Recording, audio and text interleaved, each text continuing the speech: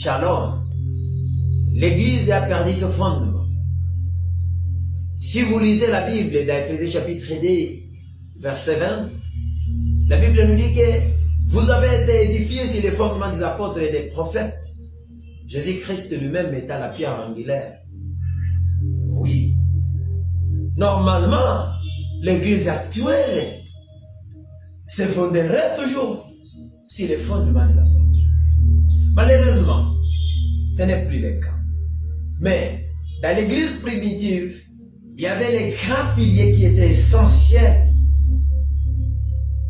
La Bible nous dit dans Actes chapitre 2, verset 42 à 46, qu'ils persévéraient dans l'enseignement des apôtres.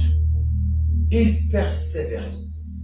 Mais malheureusement, les fidèles d'aujourd'hui ne supportent plus la vérité, ne supportent plus l'enseignement. Ils ne veulent plus d'enseignement. Oui, cela a été déjà prophétisé par Paul lorsqu'il écrivit son épître à son enfant bien-aimé, Timothée, sa deuxième épître, au chapitre 4. Là où la Bible dit, il viendra un temps où les gens ne supporteront plus la vérité. Alors, cela est dans l'Église. La Bible nous dit, l'autre pilier de l'Église primitive, ils vivaient dans la communion fraternelle, c'est-à-dire la charité. Cet amour était dans l'Église et non l'égoïsme. Si vous remarquez, l'Église est enflée par l'égoïsme. Chacun fait seulement ses choses et ne voit personne. Or, dans la Bible nous dit, les disciples d'auparavant, les apôtres, il n'y avait pas quelqu'un qui aurait des besoins parce qu'il y avait des choses qui étaient déposées aux pieds des apôtres et chacun retirait selon ses requêtes, selon ses besoins.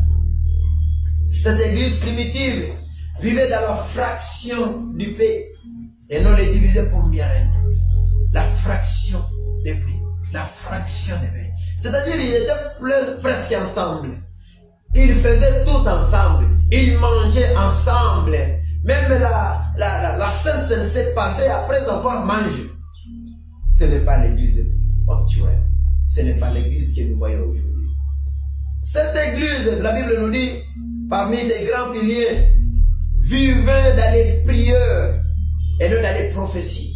Contrairement à l'église actuelle, qui vit seulement dans les prophéties. Si vous ne prophétisez pas, donc vous n'êtes pas un vrai prédicateur. Au moment où non, parmi les 5 ministères qui sont étalés dans Éphésiens chapitre 4, verset 11, il y a aussi des enseignants, il y a aussi des pasteurs, il y a des évangélistes, il y a des prophètes, il y en a aussi des apôtres.